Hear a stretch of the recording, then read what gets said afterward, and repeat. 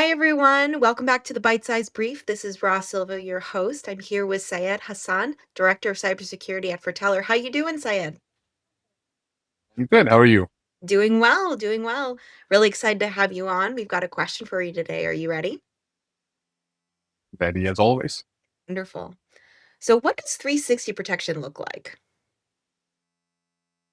It's a very interesting question, and there is 360 ways of answering this question as well. But the overview of the answer is that it varies from client to client and domain to domain.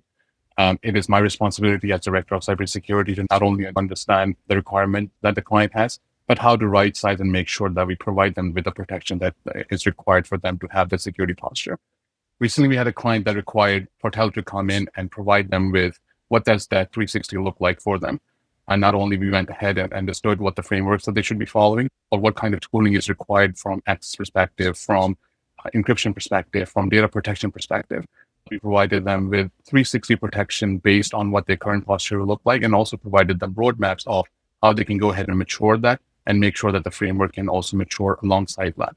We do not want to be in a situation ever where we are protecting asset that is worth less than the security tooling around it. So to make sure that everything is protected 360, we have to not only understand the requirements, but also understand the threat landscape and make sure that we scale and implement tools based off of that as well. Gotcha. Can you get a little bit more into the specifics of how we can put this into play?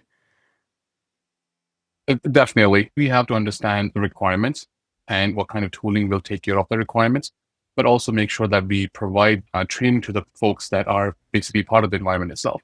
Half of the security is human security, in my opinion, making sure that all the people that are in my environment understand exactly what they need to do and how they can go ahead and prevent any security incidents. Remainder can be taken care of with making sure that you have the tooling around it and properly baseline those tools to make sure that you can adhere to the threat landscape that is out there. It sounds like we have a lot of experience with that. Thank you so much for your perspective, Syed. I really appreciate it. Well, that's it for the Bite-Sized Brief this week. I hope to see you next time.